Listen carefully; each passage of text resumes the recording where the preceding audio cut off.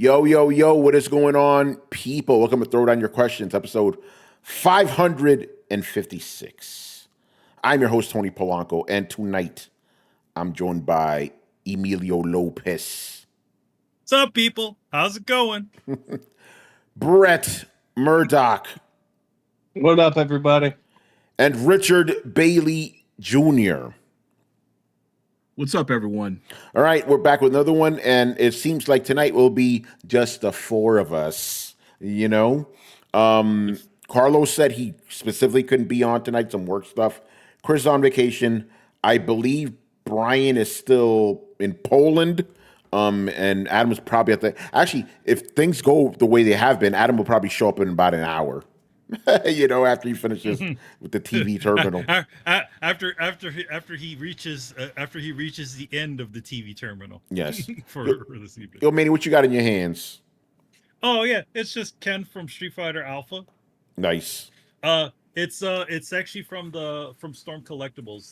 They actually make really great figures, but they started making figures down in the size of a 6-inch figure. So this guy actually will sit comfortably against, you know, if you have any sort of like Marvel Legends figures like Spider-Man, they look kind of cool together. So you can even though they don't put them out the same thing. So you have Hasbro's Marvel Legends, or you have Figuarts' Tamashii Nations, gamer versions of Cyclops and all those characters. You can actually stick them all together and they'll look, you know, pretty damn cool together. So, hey. Nice. So, yeah, I believe the geese I have is from Storm Collectibles, but he's big. Yes, he's big. Massive. So these guys are like normal size. So to show you, like, to give you an example of a normal Storm's Collectibles figures, that's a normal Storm Collectibles. That's the geese size I have. Yeah. Yeah. So they're a lot bigger, but these guys will actually fit down. They can sit next to like any of your Marvel Legends figures, and you can pretty much create your X-Men versus Street Fighter. So they're Storm Collectibles and also Jada Toys are also all doing, you know, Street Fighter Alpha figures. So if you're nice. You know, they've done a lot of reveals this weekend at the last weekend at New York Comic Con. In fact, I have an alternate version of Ken in his yellow outfit. Yo, man, you crazy. I mean, I bought this first, and then this other one came in. So like, okay, now I have two Kens. But anyway. They also come with different heads too. So if you get a special version of Ken that's in a different alternate palette, like there's one that's the bluish purple version of Ken, they actually have one alternate head that's different. So the red Ken, the one in the red gi, comes with a very Ken-like smirk.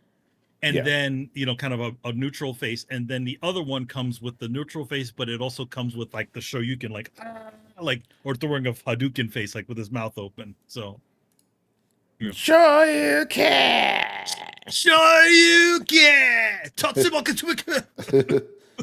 Every time I see that version of Ken, like I think of the movie where he like gives a noogie to Ryu. It's like, see if Storm Collectibles was like really wanted to do some deep cuts, you do Ryu like without his headband on, right? Yeah, and that kind of like, you know, that without his headband, and then another one with the blood down, and then you have Ken, you know, with his, you know, where he's gonna give the headband to him. That'd be awesome. Yeah. Yeah. All right, man. So let's get started. We've got some questions. Not a lot, but you know, that's not going to stop us from keeping things going. You know. Yep. So I'm going to need in full class participation this episode. Basically, no one's going to be quiet. All right. First question here from one of our newest commenters and one of the greatest names I've seen for a commenter, George W. Cush. Fantastic name. Nice. Yeah. So this first question is a little long, but listen, my thing is like, I don't mind long questions as long as like you're not repeating yourself if you lead to something, and you did lead to something. So we'll go for it. I know it's all subjective, but I want to know your opinion from based on your experiences. You guys are a couple of years older than I am. Has the gaming industry ever been as volatile as it is now? I feel like big changes are coming. All the big boys are disappointing their fans in one way or another. Sony is making only one AAA exclusive single-player game per year and delivering underperforming sales. Nintendo is becoming greedier than ever. EA selling to the Saudis. Ubisoft is failing as usual, and Xbox is about to go extinct. Meanwhile, almost all Game of the Year contenders from this year come from smaller companies such as Silksong, KDC2, Split Fiction, and Activision 33, among others. Do you think a major shift will come and this unsustainable bubble is about to burst? Yeah, I've never seen that. Like, the gaming industry has generally been pretty stable, but this generation's been a whole other thing, you know? It's a weird sort of thing, because a lot of what's happening now reminds me of Hollywood. Yeah. In fact, it reminds me exactly of Hollywood. What is the problem with Hollywood? That they always end up needing to relearn. So they go out, they make these big old blockbusters, they make 1,000 sequels, and then a bunch of people just start getting sick of it, right? And then a smaller movie, squeezes in and manages to to make a bunch of money and doesn't have an insane amount of budget to it.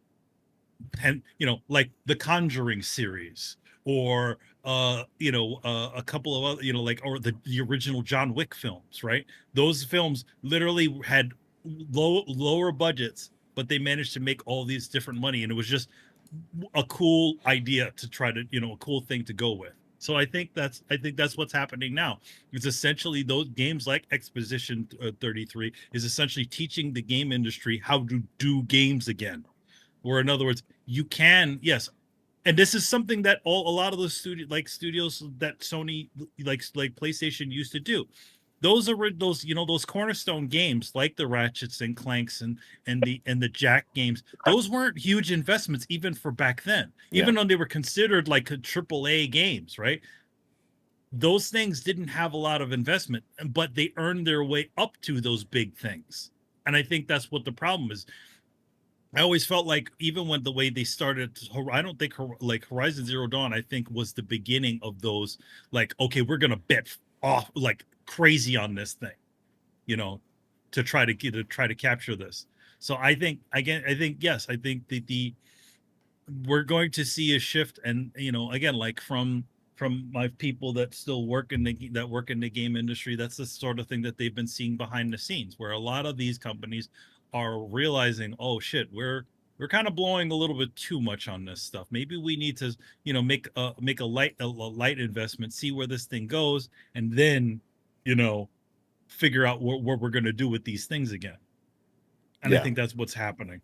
That's one aspect for sure. The other one, and we've been talking about this all generation, is that, companies thought that the big times or the good times that came with COVID were going to last forever. So they started investing crazy amounts of money, not only in like games, but like personnel and advertising and all this other stuff. Then when the bubble eventually burst, we saw what happened last year and the beginning of this year.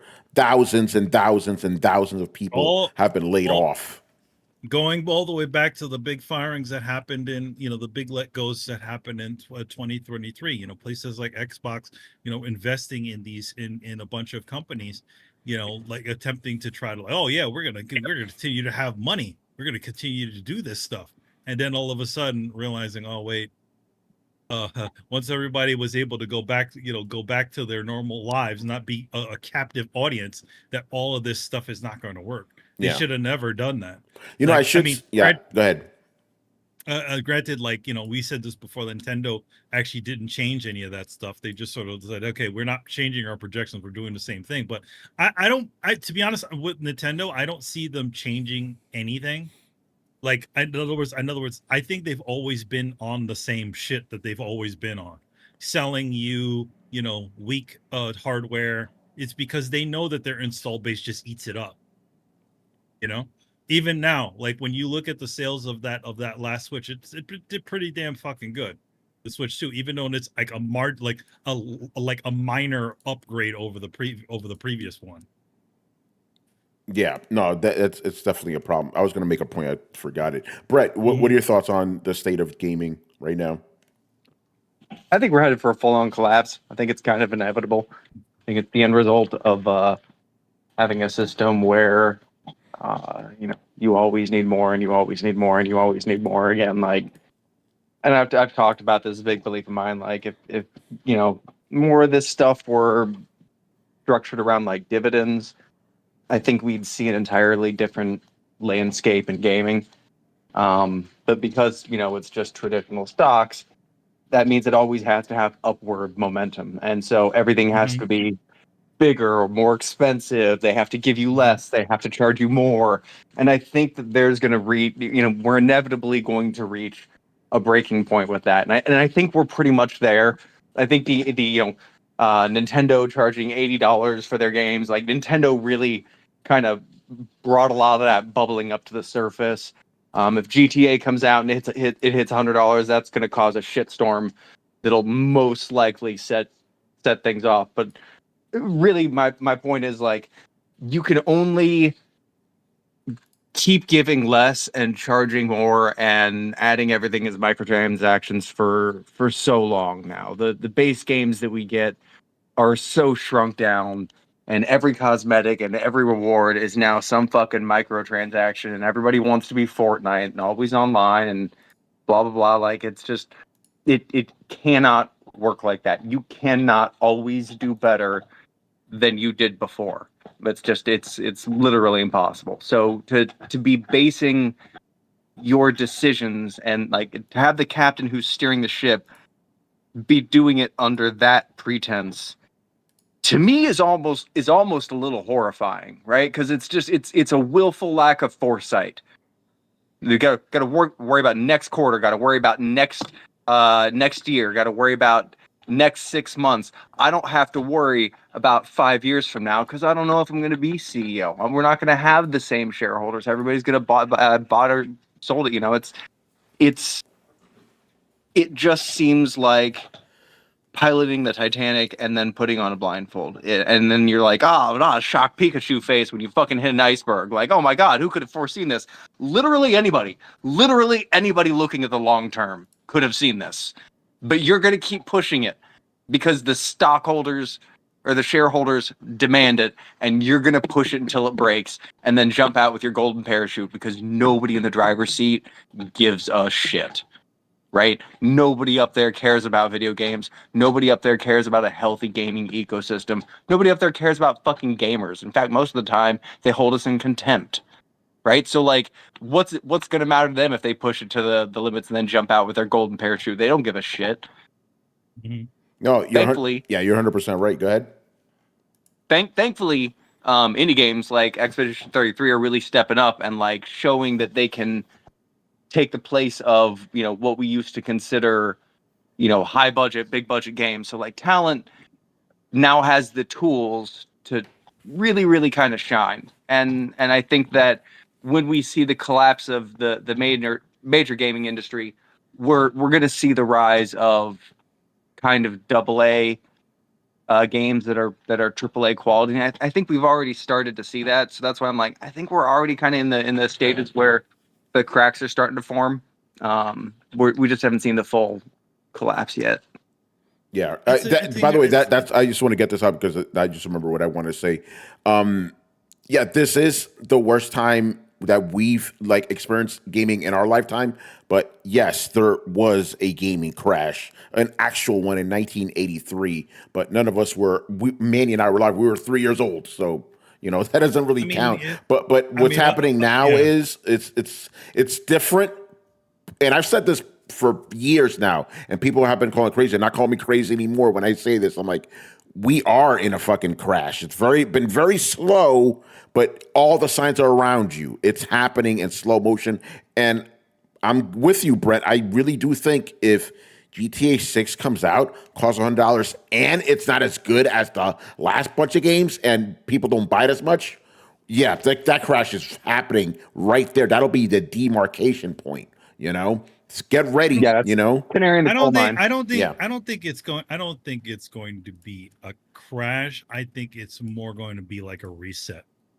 Full on reset. Because again, a lot of the studios right now are not, they're a little too afraid to invest in anything. They're really scared about a lot of different things. They want to do really small things and really small, I think once that if that thing happens that legitimately shows them that says, okay, maybe we shouldn't be blowing all this cash on these things. Maybe they'll finally do what they should be doing, is taking those crazy ass budgets and splitting them between like 3 titles as opposed to 1. And this is the I same. think that's exactly what will happen. This is the same thing that even former head of PlayStation was saying. We really need to pull back on all of this and start putting out smaller experiences that don't cost as nearly as much. And that's what they used to do back in the day. Again, like we saw all those games because those games didn't take huge investments, to create those things.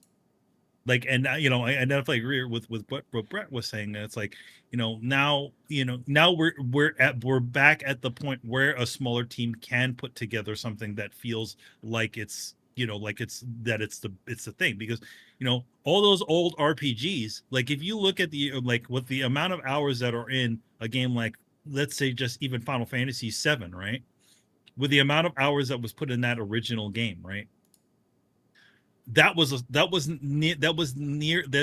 nothing close to what the team that they have that works on these current titles, though. Or even the Persona games, they don't even have that spend those insane amounts of money on their titles. They're relatively medium, they're not low budget games, but they're mid-level budgeted games. Yeah, no, you're right about that. Rich, what are your thoughts on this, man? Well, I think you guys have summed it up perfectly. Like Manny said, I think his scenario is how things will probably play out. We'll have to wait and see. But I will add that, with all of the layoffs, the studio closures, this certainly has been the most, I would say, hostile time that I have experienced the industry in. Like you guys said, I was too young to know about any of the stuff that happened in the past to actually feel and understand it. But seeing all of this stuff happen now in the industry, this is not a good time. Although I will say one thing about that question. I know the individual mentioned Nintendo is in rough shape in PlayStation. I don't know about the Nintendo comment, because we said on this show, when they said Mario Kart is going to be $80, we said, oh hell no, who was going to pay that kind of money? Who was going to pay that kind of money, and who was going to buy the new console? And then we were proven wrong, because a lot of people went out and bought that console in that game. So I think Nintendo, like you guys said, they know that their fan base will buy whatever they put out. But I don't feel as though they are paying for this yet. He did. In the question, he did specifically say that Nintendo's just getting greedier than ever. He didn't mention that they were in a bad state. Okay, yeah. So, and he's right about that. And like you said, they are so far getting away with it. The Switch is selling very well. Mario Kart $80 is selling very well.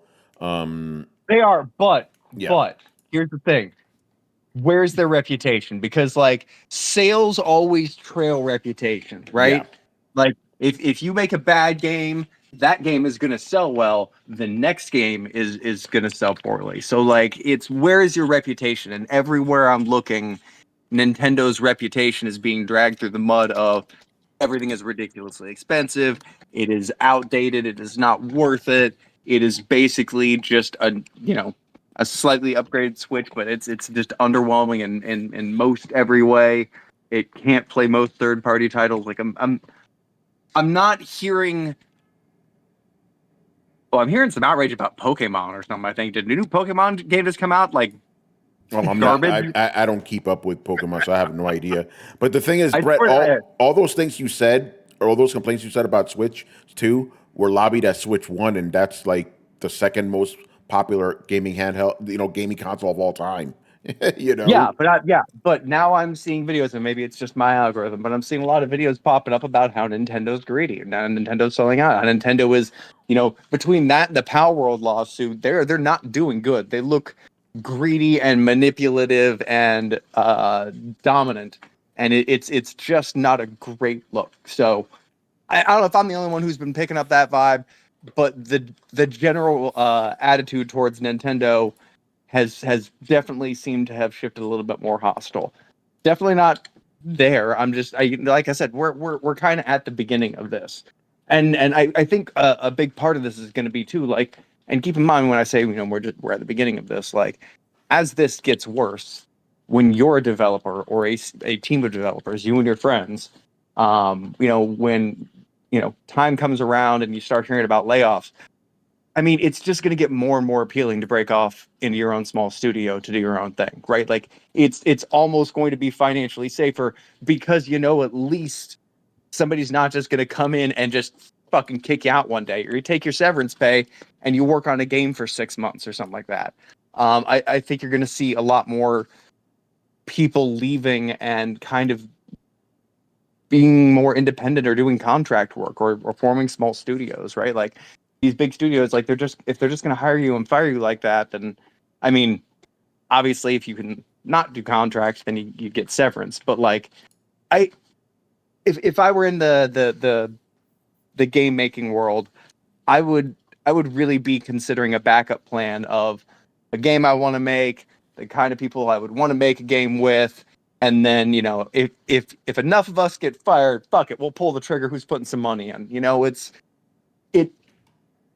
when your day job is not stable at all, what's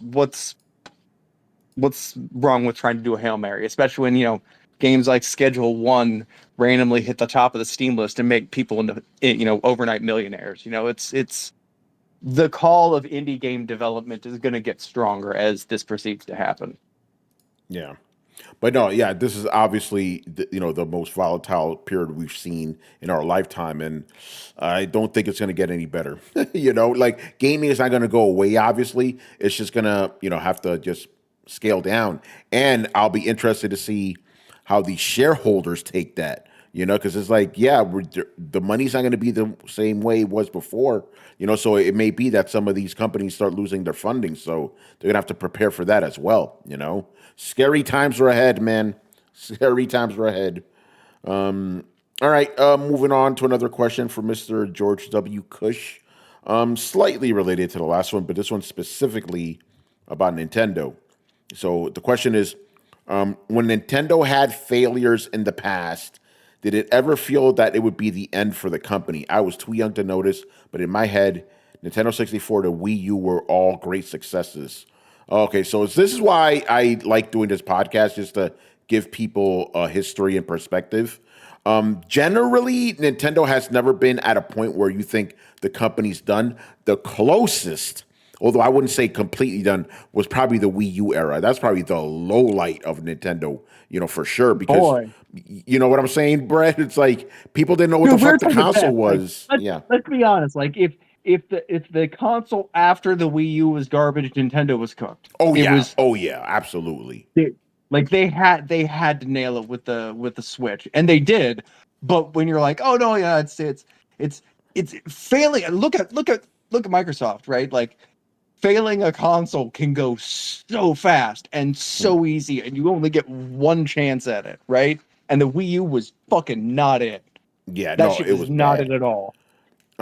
Yeah, I mean, Brett, remember people didn't know, like, wait, what's the console? Is the controller of the console? Like even tech people were like, what is it?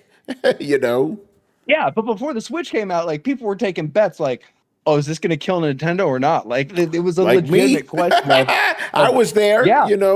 Like, we were actually asking this question. It wasn't just kind of, gross hyperbole. Like, it was we were genuinely being honest. Like, I don't know if they're the same way I with Microsoft right now. Like, I don't know if Xbox is gonna limp along for another generation at this point. Fuck. Yeah, no, the Wii U was definitely Nintendo's darkest hour. Like, even the GameCube, even though it didn't sell that well, we didn't get that feeling. You knew, okay, Nintendo maybe had a little bit of a misstep. They'll get it right with the next console. Boy, did they get it right with the next console, with the Wii. That was a huge success. But the Wii U was such a fucking, and this is why I believe the Switch 2, Nintendo was like, we're playing shit safe. That worked, we're doing it again, because they're like, we're not taking any fucking chances this time. I'm pretty sure Nintendo's very aware of what happened with the Wii U. They're like, nope, we're not doing that. I know some people complaining that Nintendo didn't take any chances with the Switch 2, but I think that's smart, even if it is more or less the same, just with a different chip, you know? But yeah, the Wii U was definitely it for sure, you know? All right, anybody else want to jump in on that? All right. Okay, so we'll move on to the next one. Next couple questions from Mr. One Subset. He goes, the next Virtua Fighter is releasing soon. It could light the FGC on fire, and I hope it will be a big hit for Sega. Hypothetically, if you were in charge of greenlighting another fighting game from the Sega Saturn era, which would it be? Fighting Vipers. Bring it back. Oh, fighting game. Yeah, fighting game. I was going to say, from Sega. Yeah, I would. Yeah, I would go with. Well, actually, no. You know what? I would say Fighting Vipers. I would also say Last Bronx. The Eternal Champions. Oh, there you go. There you go. Why not? They literally, they legitimately have their own Mortal Kombat game. Yeah. So. Yeah, I know he said the Sega Saturn, but we're just gonna go Sega. Period. You know. Yeah, I mean, like Sega. Like, here's the thing. Like, they're only like, was it how many of those AM2 games were there? It was like 3, right? Virtua Fighters, Fighting Vipers, Fighting Vipers, and Last Bronx, and that's it, right? No, they had the Sonic fighting game as well. You know. Oh yeah. Yeah. So very limited. So let's expand it. Yeah, Eternal Champions would be awesome. You know, if you could bring that back. Yeah, I would say, like, because I can't out of I would also say Last Bronx would be interesting, but that feels like an extension of Fighting Vipers. Yeah. Right? Where you're throwing people through cages, you know? I feel like what is something that they could bring back that feels like a totally, because Virtua Fighter has the ring outs. It has the the arena. And Fighting Vipers is like, if you took that and you turned that to 11, right? Okay, now they bust people through walls to get ring outs. What feels different than that? I would say, like, okay, yeah, something like an Eternal Champions, which feels like a more of a classic fighting game. Yeah, that has that sort of edge to it, like a Mortal Kombat game. Yeah, because that game did have fatalities. Yes, it did. Yeah. They were way harder to do than those Ed Boon and Tobias ones. They were. I couldn't pull off a lot of those fatalities. The timing The timing was crazy for them, and then they were also, some of them were environmental. You had to literally be sitting in this specific pixel in this one location in order for a fucking dinosaur to eat your character, eat your opponent. Yeah, I think that'd be good. I don't know if Sega will do it, but the question is hypothetical. I think I may switch my answer to Eternal Champions because I was thinking just Sega Saturn games or that era. What about the rest of you guys? What fighting game should Sega bring back? I feel like there's one we're missing here, but keep going because I'm going to look through these. Go ahead, Rich. I agree 100% with Eternal Champions. I did hear a rumor that Tony also wants them to bring back Primal Rage. That's not a Sega game, but that'd be cool. Who even owns that nowadays? I have no idea who owns that. Is that owned by like Warner Brothers as well? I don't know. I have no idea, but I wouldn't mind that, Rich. Like claymation, Yeah. Oh yeah. Let's look this I up. definitely remember Eternal. I do remember Eternal Champions, though. That was, like Manny said, is very hard to do the finishing moves, and I was very frustrated when I was playing that game trying to do finishing moves. So that's why I remember it. Yeah, and if you get enough of these Sega fighting games back, then you could bring back Fighters Mega Mix. Put the car in there from Daytona. Remember that? That was fun. But yeah, I think we did actually name all the Sega fighting games: Virtua Fighter, Eternal Champions, Fighting Vipers, Sonic the Fighters, Last Bronx, and Fighters Mega Mix. Not a fighting game. Beat 'em up, Dynamite Cop. Oh shit, that'd be fun. All right. What's up? I thought I heard a quick question. What's up? I don't know if this is Sega What are your thoughts on Soul Calibur? Or is that series That's- completely over with? Yeah, that's Bandai Namco. That's Bandai Namco. Yeah, okay. they screwed the pooch on that one big time. Because kind of that last one was made so many people mad. here's the thing. That one it wasn't the one that made people mad. It was the one before it. And the stink of 5 got on 6. That's what happened. We talked about you're only as good as your last game. Because with Soul Calibur 5, they pretty much changed the entire cast. It's like their descendants, but nobody wanted to play as them. So they kind of went back to basics with 6, but it had the stink of 5 on it. So that I feel a little bit of that happened on Metal Gear Solid 3, right? Metal Gear Solid 2 was so aggravated fans so badly because of the change in protagonist that Metal Gear Solid 3 which was legitimately a really great game, didn't get the numbers that it should have. Yeah.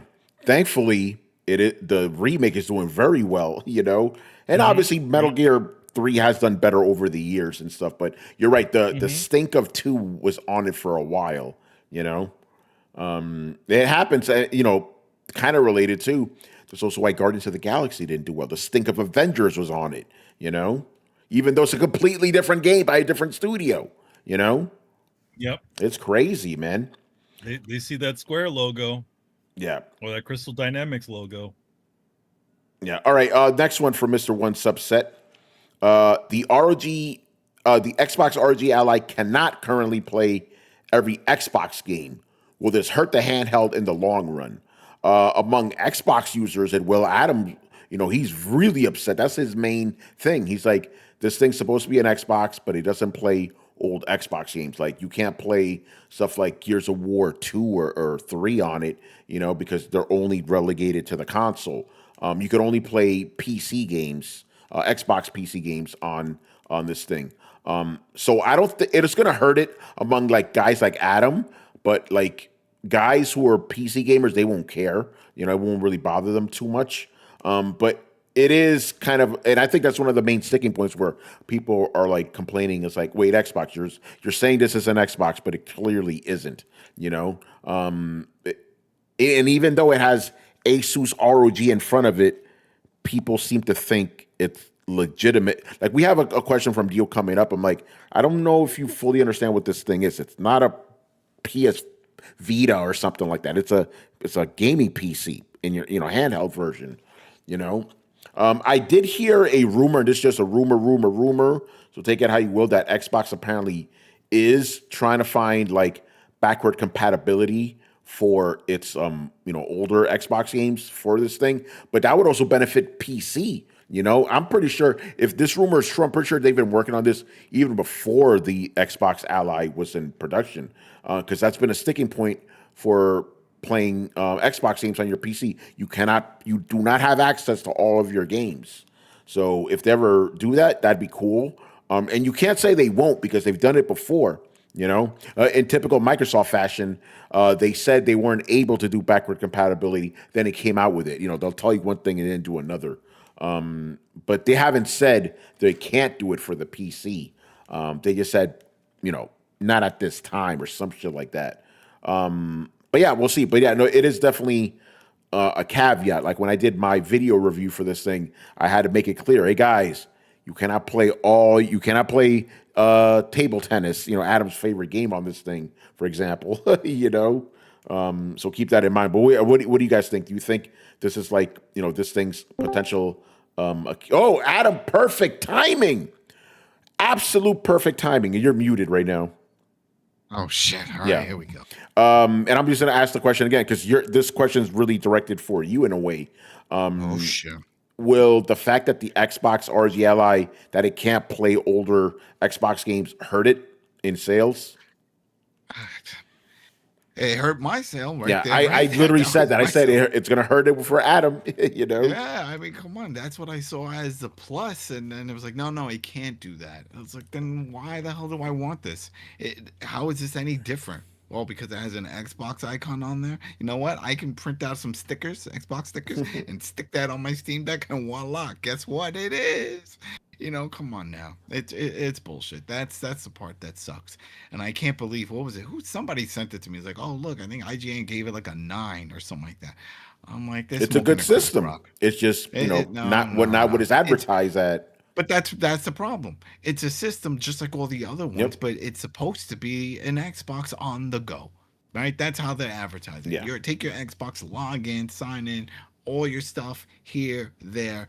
Small print asterisk, not really all your stuff. Can't play your old games, your Xbox 360 games, all the games in your library can't play. Not supporting backward compatibility. Sorry, my bad. Maybe next time. That's what they should have put, because that's what people want. That's what I wanted. I want my table tennis. I want to play some of my old games that were just tied to it. No, you can't do that. So it's not the full experience. No. So for me, it sucks. Yeah. Now, remember, I'm old. All the other oldies that know about all the other stuff probably don't even care. They have no plans of getting this. I have a lot of friends that are on Xbox. Not a single one said they plan on buying this shit. So I don't know who this is for. We always talk about it, right? Who's the Xbox player? Who are these people? I don't know. For the younger generation, I don't know these people. So who's buying this? Who is buying this? Well, I don't know, but it is selling out. So people. Well, they only buying made it. 50 of them. They only made 50. So of course it's sold out. I believe that too. I want to see hard numbers from the warehouse. How many did you manufacture? How many did you ship? I call BS when they're like, oh, we posted and they went and they sold out instantly. You made maybe 1,000. Yeah, I don't believe it. What is that artificial scarcity? You make it seem like, oh, everybody wants one. We didn't make that many to begin with, but hey, the ones we did, they're all gonna be on eBay at triple the price. Thank you, scalpers, because you bought it. Now these fools are gonna want to buy from you, or maybe not. Like what we saw with the PS5. Remember that shit? And then next, they're showing rooms full of PS5s that were bought by scalpers that they can't sell. It was fucking nuts. That's not happening with this thing, at least, But yeah, like that was pretty much the answer I gave before you showed up. I'm like, it's gonna hurt sales for guys like Adam. Absolutely. Yeah. That's the thing. We're old. That was the 360 era and all that backward. That was 2006. Yeah. It's over a decade almost with all this. More than a decade. What am I talking about? It's 2006. It's going to be 20 years next year. Yeah, 20 years. It's 2 decades almost with that. So that audience, one or two things: only play the games they like, Call of Duty, or Gears, Madden, whatever, and that's it. Set in their ways, or the other end of, hey, I never played any of that shit, because I think about it. 20 years ago, these are kids. They weren't playing that shit. They weren't playing it, so they're not missing out. They're like, all right, that's fine. So yeah, I guess everything that's there, Game Pass, all that stuff, and play it on this. And I like Xbox logo. I like that big X. It makes me happy. And then they're gonna get it. But like we said, and I said before, I don't know these people. I don't know them. Who are these people? Who are these people? Clearly they're not a big group. If they were, then Xbox would be doing gangbusters in sales, which we know isn't the case. Yeah. So that's why I call shenanigans on this whole, oh, everybody wants this device. It's sold out everywhere. No. You didn't make that many to begin with. Yeah, there's going to be people that buy it right off the bat. I'm sure we'll see a lot of scalping and stuff like that, and reviewers, all that. But I don't see the demand. It's not going to be like the Switch when the Switch first came out, right? There was huge demand for that. We weren't that fond of it. I think there was like one or two. Who was it? That was, I think it was Brett and Carlos were the only two that were like, yeah, this is going to be awesome. We all wrote it off, right? We're like, oh, this is bullshit. No one's going to want, but we were wrong. But I don't think that's going to be the case with this Xbox One. It doesn't offer anything new. It doesn't do anything that you can't do on your other ROG. You even said it. What happened when you boot it up? Oh, the interface. Yeah, you had to do the whole thing. Yeah, no. I will say, the leaner version of Windows actually does make a difference when it comes to battery life and performance. And it is smooth, but you do still have to go through that initial bullshit Windows. It's like when you get it, if you're setting up a Windows laptop or desktop, it's going to take you an hour, right? But but after that, you're good to go. And I think because I've noticed that too. The people that reviewed it that are tech reviewers, they all scored it high, like I did. I'm like, I've seen the progression from the original ROG Ally to this. I'm like, this is easily the best Windows handheld, bar none. However, gaming websites, Unlike IGN does have a tech reviewer, so they're different. But most gaming websites, Polygon, Kotaku, they're like, this thing sucks. I can't play my old Xbox games.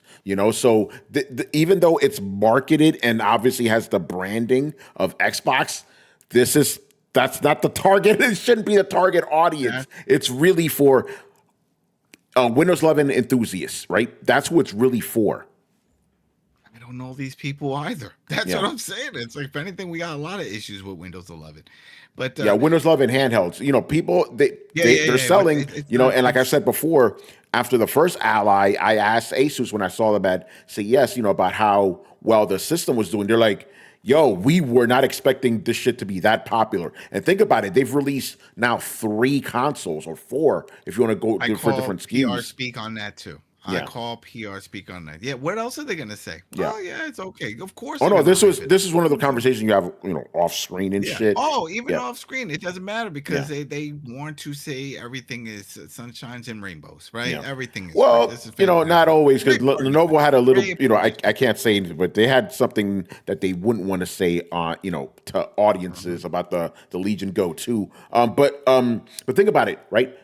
MSI, Asus, Lenovo, they've all released at minimum 3 versions of their handhelds. People are buying these things. What is the turnaround time for these? Right? What have we seen? What, like 6 months? Not even a year for a lot. They generally they come out every single year. The only exception is MSI. They've released like 3 or 4 really fast. But you see, generally a year. Yeah. This is a very expensive thing to buy into just for 1 year. That seems crazy. What, this is $1,000, right? So for what? At so most. you can get it. Are they trying to treat this like a cell phone? Well, remember who makes these? What do AMD, Lenovo, and MSI make? They make laptops. They release gaming laptops every single year, nonstop. So they're treating these like those products as well. I can't, because then it doesn't make any sense. Financially, it doesn't make sense, especially in the gaming space for these handhelds. What, you're gonna have a stack of them every year just piling up, and then look at it, it's just a reminder. Wow, how much time did I actually spend with that thing that I bought for $1,000? Maybe every other It may weekend, be for people who didn't originally buy it, because remember, these things are selling. They release them every year. I still don't believe But Adam, why would they release new ones if they're not selling? They would stop. Because they release a certain amount of them. It's not a lot. It's not like we're not seeing them in store shelves at like all the spots. That's different. Like what we've seen with the Nintendo or any console, right? You go into the Asus console, the Lenovo, that MSI, they're all at Best Buy. They're all at Best Buy. But I'm saying real markets. Best Buy, that's the Best Buy. That's one chain. I'm talking about with an Xbox, the PlayStation. You go to a Target, you go to a Walmart, you go to you know what I mean, mom and pop shops. You'll find it everywhere. That's mass producing out there. That's big numbers. Yeah, it's just with Best Buy and then online.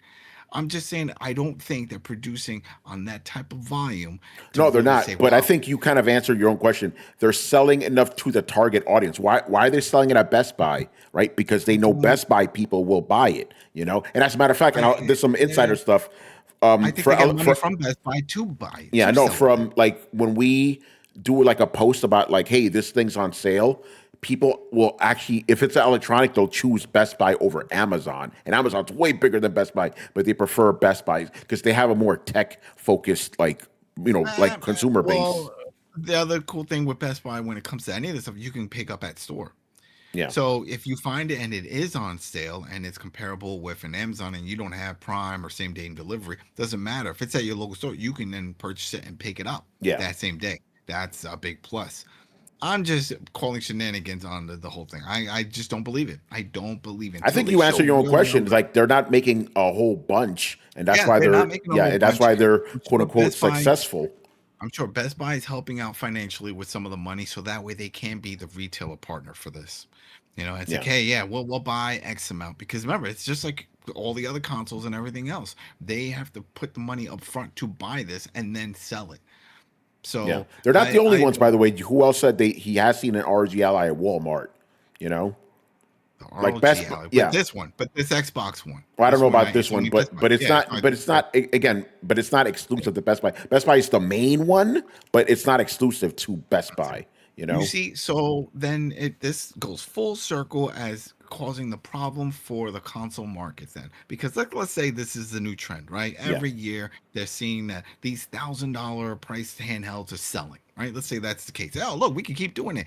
So then Sony and Microsoft, when we see them jacking up their prices of the console, I'm like, how dare they? Why are they doing this? I'm like, people are spending all this money for these Yeah, handheld PCs. no, you're right. So why can't we do it? We're just being competitive. They're now in our space. So when we say competitive pricing, we're now adding competitive against the handheld gaming market. And they're at 1,000. We're still under the 1,000 at our 800 or whatever. Yeah, it's a big jump from the 500, but hey, we're competitive. It's Yeah, bullshit. but I think it's a different market. Like people who are I handheld do. gamers, you know, they're I do, different console guys. but that's the only thing that makes sense with how these prices keep going up for these consoles. These are old consoles. Yeah. They should be going down, but why are they going up? Unless they say Well, they claim wanna- tariffs. You know. No, it's some bullshit. Oh, I agree with you. I agree with you, but I'm telling you that's for what the they're tariff. saying. You know. Yeah, it's all bullshit. And then what happens if the tariff stuff gets resolved? Let's say they work out a deal, they Well, high five. that's the problem. They're never going to go down. Going to go down. Nope. They're never going to go down. Nope. We've never seen that. Wait, there was one. It was like a food or something. I forgot what it was and something. But it's on the rarity. They don't do it. No, they because don't. They're like, hey, unless people completely flat out stop buying a product that they're forced to do it, they're not going to do it. We always say the same thing. Vote with your wallet, right? We say it with games all the time. You don't like vote with your wallet. Well, this is it. Really vote with your wallet. But I think so many people, especially in the gaming industry, have FOMO. Right? They have serious FOMO. Why? Yes. Because they follow all these people, whether on YouTube or on Twitter, people talking about the games. They see all the shit's in their face to the point they feel they have to play it. They have to get it. They want to be part of the conversation. And so they won't until the day that they cut that shit out. I'm like, do you really need this Elden Ring update? Do you really need all this other bullshit?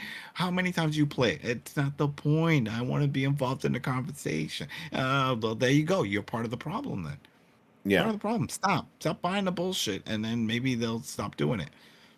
But yeah, no, just going off everything we're saying, I really am starting to think that the people buying these things are just like the same guys that buy gaming laptops every year. They're again, companies would not be making these unless they make enough money, right? So it's those like hardcore guys that keep jumping into this. Because bro, I've reviewed like this one version of this laptop like 3 years or 4 years in a row. Like motherfuckers are still buying these things. It's crazy. I would like to know how much it costs manufacturing wise for That's one of these. that's what I want to know. Yeah, because it has to be on the cheap. Because think about it, it's also a quick turnaround. Mm-hmm. If you can do it within every year, that means that you can get all the parts necessary for this device within that time.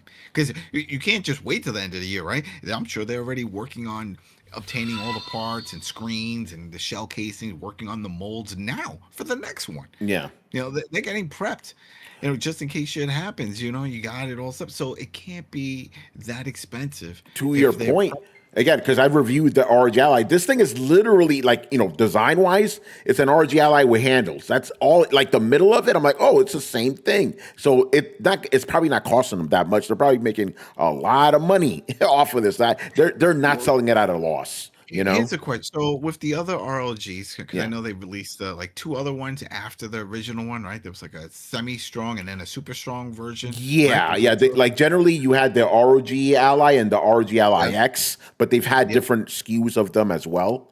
Yeah. Can you still buy the other? Yes, yes, you can. You can still buy. And are those at a reduced price now, or yeah, here's the funny thing. The original one is at a slightly reduced price, but it got raised up too, and the regular ROG Ally X costs the same as this one. So unfortunately, they were selling at it because when they originally dropped, it was like $599. Now they're higher, because of tariffs and shit. But yeah, you can still buy them. Because then it brings up that question, and it's like if you have all these, and then if you have the older ones, can you trade them in somewhere? No, I don't know. The phones and stuff, all these phone dealers will take the shit for you, right? They're like, hey, trade that in, up to whatever. What do you do? Can you do that? I have no idea. With these, we don't know yet, but it's going to get to that point. If you have to ask Best Buy. I don't know if Best Buy has a trade-in plan. It's like, yeah, do you have a trade-in for all 6 of these fucking ROG models that keep coming out? Like, what? How can I get the next one without having to add one to my stack of old tech? Yeah, which isn't that bad. I guess if you find somebody to sell it off, because that's the other shit.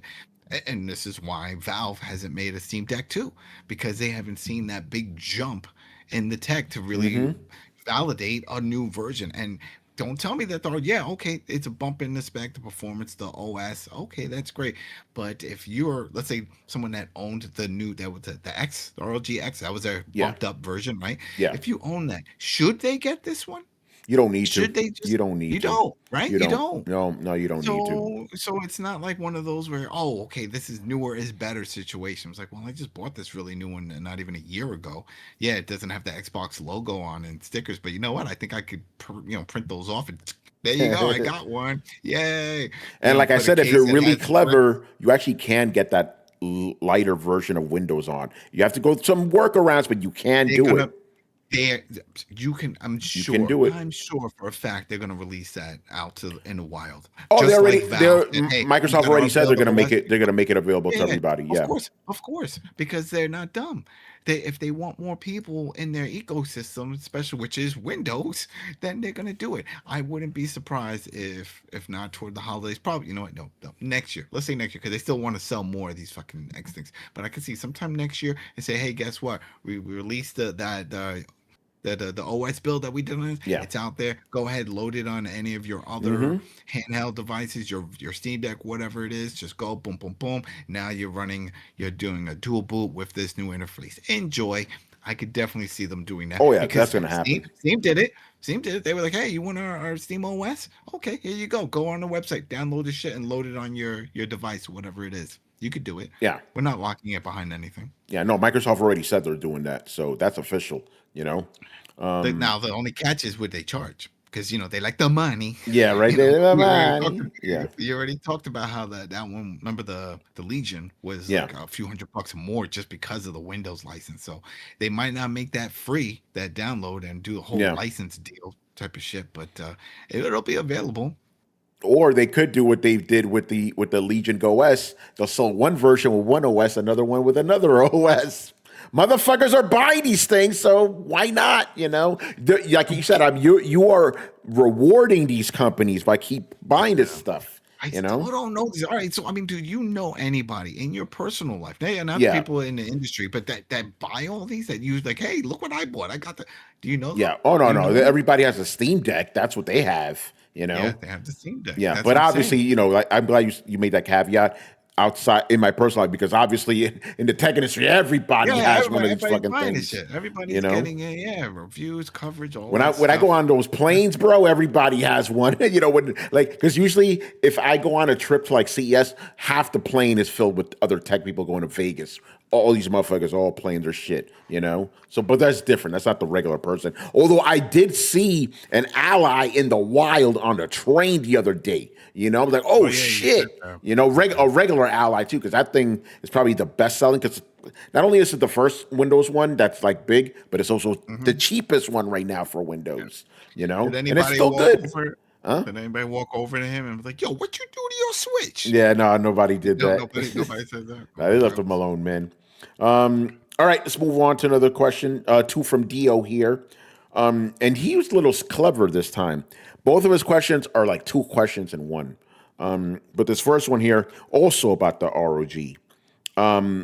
With its current price tag, can the ROG Ally be more successful than its competitors? That's the first one. It has to. Here's the thing. Everybody's complaining about the price, and I do agree it's expensive, but it is not more expensive than the other ones. Actually, it's cheaper than the fucking Legion, Like the highest price ROG Ally is $999. The entry level one is $599. That is the exact same price of the regular Ally X. The exact same price. So they haven't raised it there. And the Legion Go 2 is $10.99 to start and $13.49. I think you go to as high as like $14.29 or something like that. So its price, it's the same as everything else. MSI Claw, that's also $9.99, so it's not really changing things in that way, so but obviously the Steam Deck, you can get that shit right now for like $319, bro. For the entry level one, because they lowered the price by $80. I think they knew what they were doing. They're like, yo, these consoles are so fucking expensive, drop the price. You know, That's it. and Switch. It's not a Switch competitor. It's a handheld gaming PC. Switch is doing its own thing. Well, Nintendo feels they have no competition. As long as they have Mario and Zelda, they feel like they're good. They're Yeah. set for decades, and so far they've been riding those two horses and have no issues. Yeah, and Until they die out, till that generation dies out. yeah, and at least at the moment, because we gotta wait until the FOMO guys get out of the way. The thing is selling well, but I do want people to understand it is not more expensive than other handhelds. It's either priced exactly the same, and with the case with the Legion Go 2, it is less. But the Legion Go 2, I feel like And that it just motherfucker offers sold more. out too. But that seems more of like an advancement. One, it's a Oh, bigger yeah. screen, Bigger right? screen, And it's got OLED, the OLED, OLED screen. It's got the detachable, just like the Switch, but you can use it as like a mouse type of thing. Mhm. So for that PC experience, I feel like it offers more. It does. You know, And Adam, so- once that lighter version of Windows comes available on that fucking thing, I think the Xbox is in trouble. Because the Xbox Ally doesn't have an OLED. But yeah, so that's the first part of that question. The second one is, and this is important. We really need to address this one.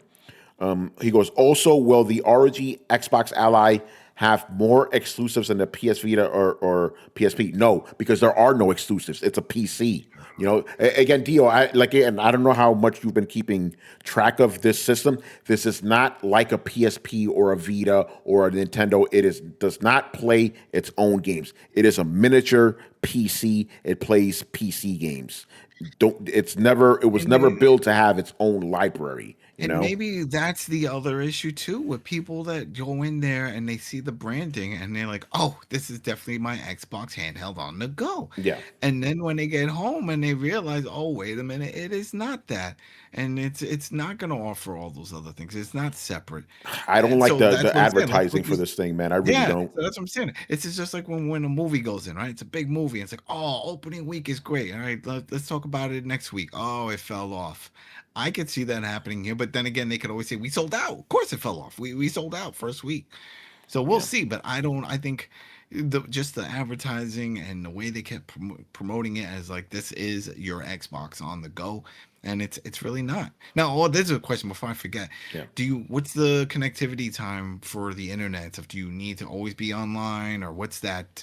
How's that work? It depends on the game. You know how it is, like on your console games, like even a single player game may need to be online to work. So it depends on the game, So it's not like within the console that's determining that, because that's the thing with the Steam Deck. The Steam Deck doesn't matter. It will still keep you on. It'll lock it in there. And the games that say, "Oh, you have to be always online," no. If you put on offline, the Steam Deck realizes it. And it's like, nope, you're good. Don't worry about that. Keep playing. Yeah, no, it depends on the game, just like a console game. It depends. But if you have the game downloaded, and it doesn't require you to be online, you could play it. That's not a problem, Like if you're playing Street Fighter, that doesn't need to be online. Even though we'll ask you, hey, you're offline, do you want to connect? By the way, real quick, Reggie goes, would you say if a handheld doesn't have an OLED, it's dead? No, the Switch 2 is doing well. The Steam Deck is doing well. The fucking original Ally is doing well. OLED is, and here's the thing about OLED. Only a handheld, Steam Deck is handful. OLED. I have an OLED. We have, let's count them, because we could actually count how many of these have an OLED screen. Steam Deck has an OLED, the original Switch has an OLED, and the Legion Go has an OLED. That's it. So if that lets you know you do not need an OLED to be successful, Well, I think the casuals don't know the difference. Yeah. They don't know what the hell. They're like, all right, well, it's I didn't think about that. You're right, yeah. Yeah, it's like, what the hell? What's the OLED? What is that? A brand? Yeah. OLED brand? Toshiba? What the hell? What? They probably don't know. So Yeah. Yeah, OLED. Yeah, that's right. If you go back, thank you for reminding me, Sir Force. What was the first handheld? Manny, do you have it? What was the first handheld to have an OLED? Let's go. The Vita, baby. Yeah, Vita. boy. Yep. Yes, And that it did not sell. And that yeah. had a nice screen. Yeah, there you go. I still think that's the perfect form factor for a handheld. You actually put that in your pocket, Like these ones are so fucking huge. You can't do shit. Like put it in your man purse. Yeah. There you go. That's what I have. Yo, man, it still works. There you go. Yeah, I have it on my table, my thing here. Yeah. Nice. Shit, the last time I used it was in 2016. Damn. In New York, and I was playing. This is when I was diehard into the Division and getting all the masks. Remember, Yeah. to collect the masks, and it was all these global events. And I was like, "Shit, I gotta get these masks. I'm gonna be in New York." So I did the whole remote play. Yeah. And I left my PlayStation on. I went to New York. I had connected my family's Wi-Fi, and then at night I just booted and logged in, and I was doing all my farming so that way I could get my masks. That's what's up. It was used. It was good for it. It worked. It did it. Yeah. No, we know that's the reason the Vita died. The fucking proprietary memory cards that killed that system. You know. Oh, so expensive. What, $100 for 64 gigs? Ridiculous. Siri therefore wants to know if you played on a rooftop, Adam. On a rooftop? Nope, I did not. Not even I should do that one day. I gotta find a rooftop and then go up there and be like, look what I played on the rooftop. Shit, man. That's crazy. You go to rooftop parties, you're not playing any video. You're not playing, games, but Nintendo seems to think you are, you know? They don't know how things are in America. What do they know? Yeah. All right, another question from Dio, which is also two questions in one. If the Xbox app is successful, will we ever see a similar PlayStation and Nintendo app for mobile devices and smart TVs? And would that spell the end of dedicated gaming hardware? No. Here's the thing. Nintendo's absolutely not doing that. No fucking way. You know, PlayStation already did. Manny, didn't you say there was a TV with that app on it? Bravio. Yeah. So no, they already did this with their Bravia line of televisions, that you could use PS Now on there, and you could connect your PlayStation controller to the television. Yeah, Manny, would you call that a toe dip? Total toe dip right there. They were already. Here's the thing. Like I'm gonna say this.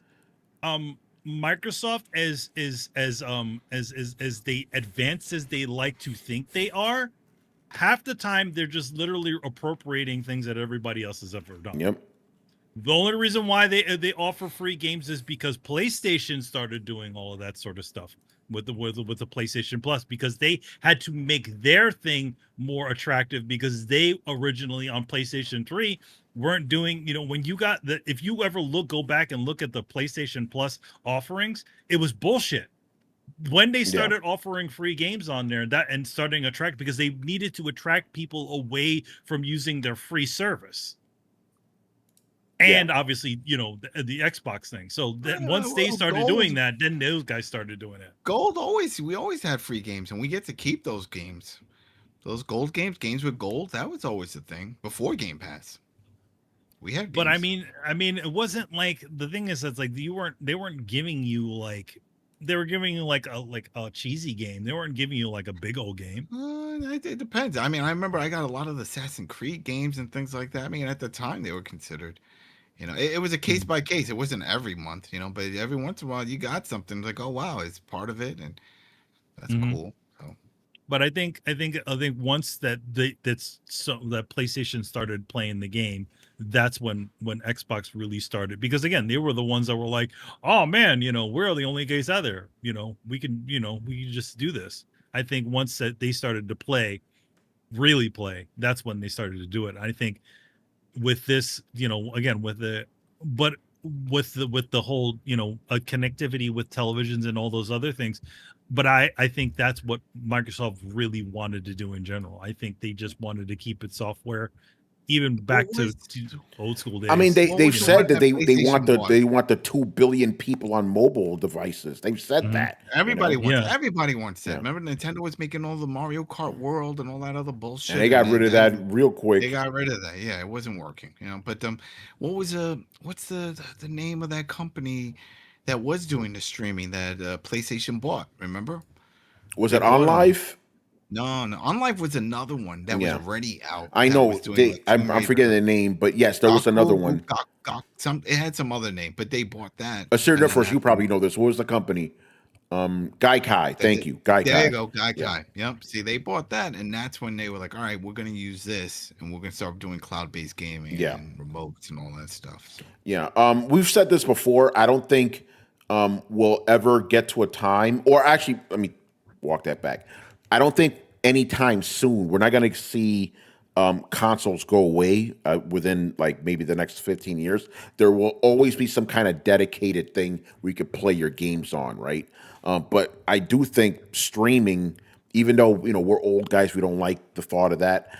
I think if you're not really a gamer that came from that legacy, you won't give a fuck. Like, oh, there's games on my TV, I'll play those. There could be a time where that may happen, but I think you'll always have some kind of dedicated machine, because again, like going back to the handhelds, motherfuckers will pay a premium for stuff, so they're never going to get rid of that.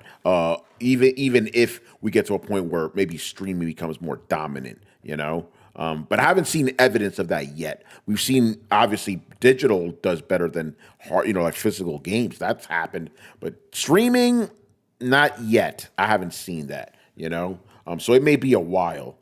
So I wouldn't worry about that too much. Because you motherfuckers, when you talk about streaming, they get up in arms, boy. Relax. They're not coming for your consoles. You're good.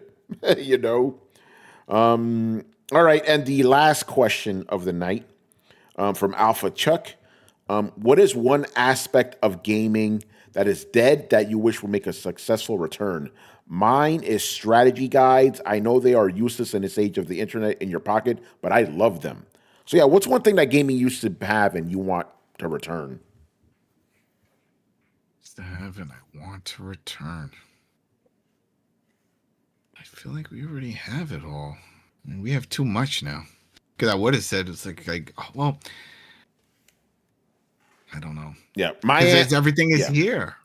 Not really. Like the thing is, like, maybe more couch co-op. Go ahead, Brett. Yeah, there you go. That's something. And Brett, what's funny about that? I had a coworker who's not really a big gamer because there's different divisions within my office, and he was asking me, "What are some good co-op games?" My answer was basically like, "Like they don't exist anymore." We talk about Split Fiction is like the only one, No, he's talking about couch co-op. Like that split the screen down the middle. Shit like that. That doesn't exist anymore, really. What do you mean? We got Borderlands. Borderlands still does it. Ford still does it. But Adam, you're missing my point. That's not those are the rare exceptions. Brett's been complaining about this shit for years, and he's right. Yeah, bro. Yeah, like I'm just gonna call it as it is, man. Like, say it. There aren't that many girlfriend games, right? Like, if you're trying to get your girl to like play a game with you or something like that, there's like 5 games that you can choose from. Never did that. Never bothered. I didn't even want to share that space. Yeah, but Brett is right. It's like couch co-op.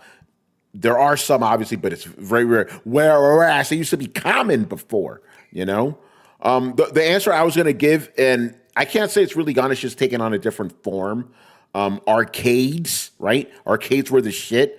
But I still kind of go to them. They're just called bar arcades now, But yeah, and arcades were the shit. That was like kind of the lifeblood of gaming. But they're kind of pointless now, to be honest. But for home stuff, like one thing. Oh, I think if one thing that's gonna have this. Damn, why didn't I think when we didn't have microtransactions, where if you bought a game, you actually had everything in the box, and if there was updates, it was just updates to improve the game, fix glitches, whatever. It wasn't trying to sell you some shit. It was like, hey, you bought it, you own it, it's yours, everything's there. So that's the aspect that you want to return, a full game in the box. Full game in the box. None of this. The worst. And we're seeing this with WWE 2K25. They're not the first. I think the first actually do something dumb like this was actually Borderlands 2. You have a season pass. Okay, great. All this stuff coming. Then they give you another season pass. Okay, I get it. That's all included. Wait, you're coming on with DLC that's not part of either season pass. That's bullshit. If you get a season pass, everything should be included.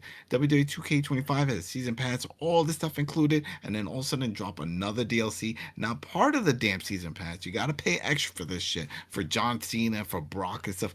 Why? Yeah. Why are you doing this? Then what's the damn point if it's season pass if it's not covering the season? You're breaking the naming. Then if you're doing this, and you just go, oh, accept this. You didn't say that when you release the season pass. You didn't say, oh, by the way, we're going to release some shit after the fact that's not covered here. That's a scam. That's bullshit. Yeah. All right, Rich. What about you? What's one aspect of gaming that you wish would return? Well, Adam said something that triggered me, so I want to respond to that. I Mhm. want to see a collector's edition that actually comes with the game, because a lot of companies will release a collector's edition with swag, no game. Yeah. I don't understand that trend, so that needs to go away. We Right? need Is to it too actually hard to put the damn code in? Put a little card. You can't do that. Oh, it's gonna hurt the banks. Come on. yes. Yeah, that's a good one. Manny, you got one? If not, I have an answer for you. What do you think my answer is? I don't know if this is your answer, but it is appropriate for Manny. Full color instruction manuals, like we used to get. Yeah, that would be nice. If he like, I do miss the fact like you used to be able to. I mean, again, I still buy physical games, so I sort of miss the being the What process was of you go to a store and you open up the game and you get to look at it. Again, like I still have a little bit of a travel to get over to any place that I can buy a game, so it's a nice little prelude to like read how you play the game, or if there's any sort of like story or plot in there to sort of read about. I still sort of dig those, and there's still obviously limited run games, and a lot of the other studios that do those sorts of those titles these days, like those sort of what do you call them, boutique Yeah. releases now. Mhm. They still give you those things, but yeah, I do wish those would come back. It seems like, especially since now we're paying so much money for a goddamn game, we're just at least give us a little bit more. Some of them are pretty cool about it though. Like if you bought like the day one edition, what was that game? Slitterhead. The only version of Slitterhead that you can buy at on Amazon is the day one edition that comes with a CD, and it comes with a map. It comes with all this additional shit, and it's the normal price. That's pretty cool. It's like that sort of $70, $60 price range. So some of them have been doing that with their releases. They'll just be like, all right, we're just putting a bunch of stuff in. We know you're gonna be doing this, and we'll give you something cool with it. Nice. Jeffrey says mysteries like the secrets in early Mortal Kombat. Yeah, you don't get those because the internet, it ruins everything. Everybody throws it all over the internet. Yeah. Yeah, because remember, it's like, yo, is Shenlong real? Is he in this fucking game? We don't get stuff like that anymore. I know the recent Mortal Kombat did have like a new character that was an actual legit secret. Floyd, I believe his name was, the Pink Ninja. So you see the reference there, Pink Floyd. So some good stuff there. But yeah, secrets would be nice, but internet ruins all that. It's the reason why. Remember back in the day, you would have an argument with a friend about some random fact, and you would just argue all fucking night. That doesn't happen anymore because now you just pull out your phone, Like, oh, Well, no, I mean, the movie actually came out in 1968, not 1969, Well, I mean, the same thing with talking about somebody who said he was a know-it-all. It's like, yeah, I beat that game. Yeah, I got past it. Now we got give me a trophies. second. Let me check your trophies Exactly. real quick. Exactly. Let me see. Bet you made it past the first part. You didn't even go to chapter 2. Busted. You know what I mean? The conversations end. No more arguments. But what I do miss, what we used to have, and we still do, the Castlevania collection, the Contra collection. Yeah. They included the manuals. They do, on yeah. the digital version.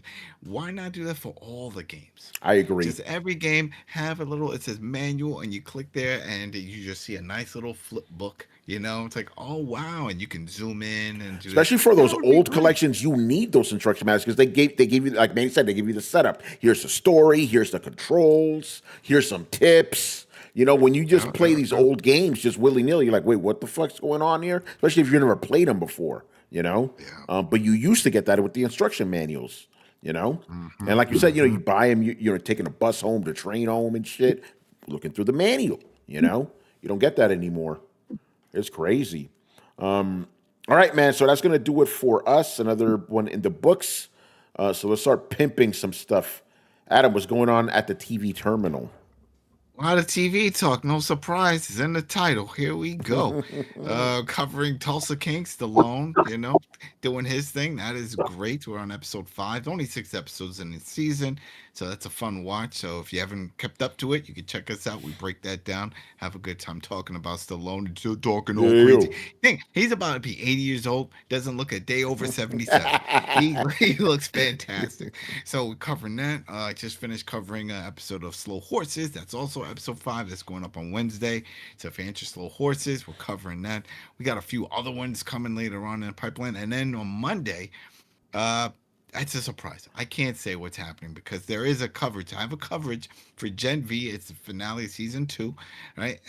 But we have somebody special that's going to join us with that one. So you'll have to tune in to find out who that is that jumps in. Gonna be crazy. That's cool. Blow your mind. I'm excited. By the way, I just saw this article pop up on Twitter from Game Rant.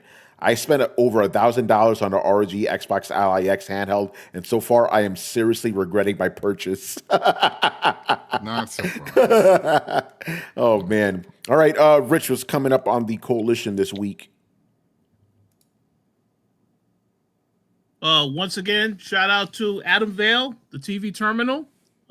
Definitely continue to check out their coverage of all the shows that he mentioned.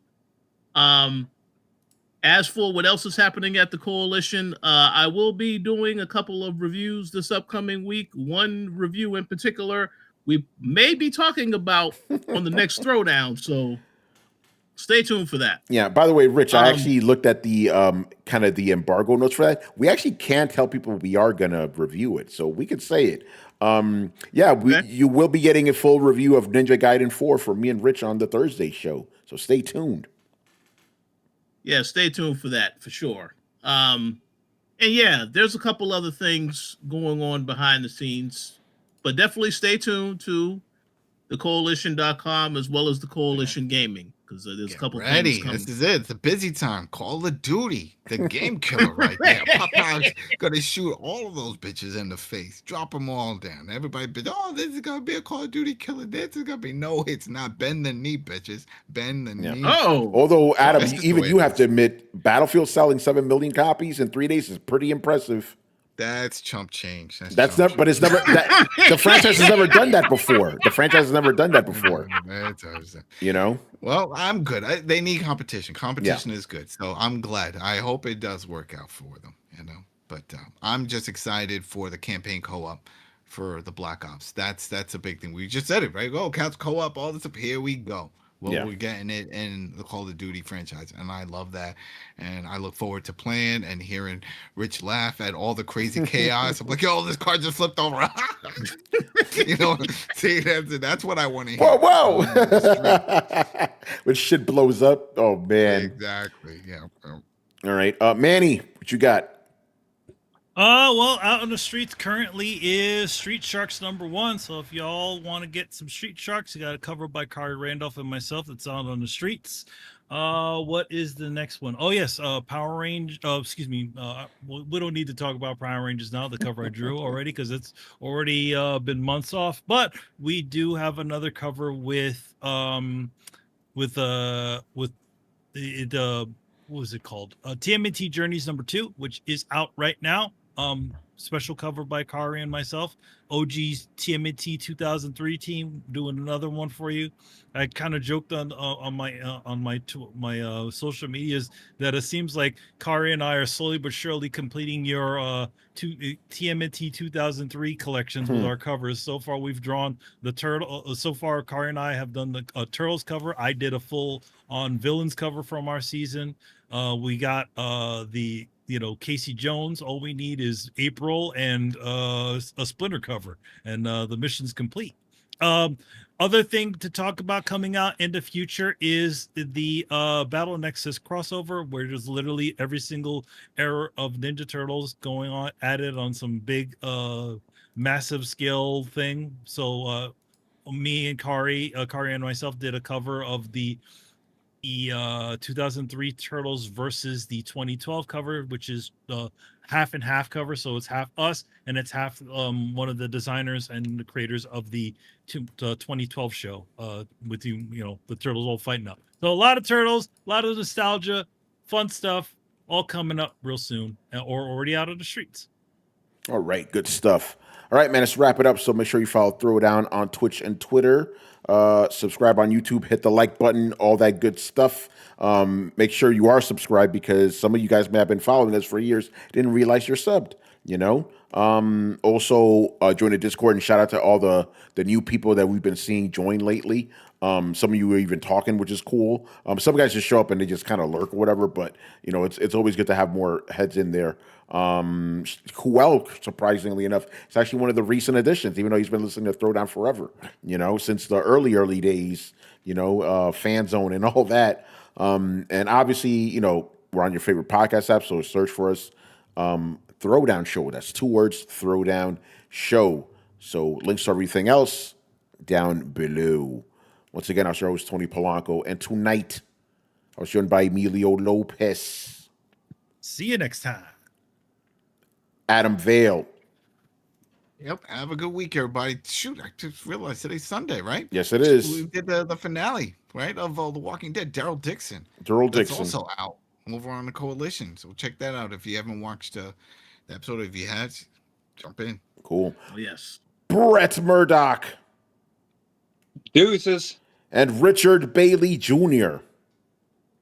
Have a good week, everybody. All right, guys, we'll see you on Thursday. Later.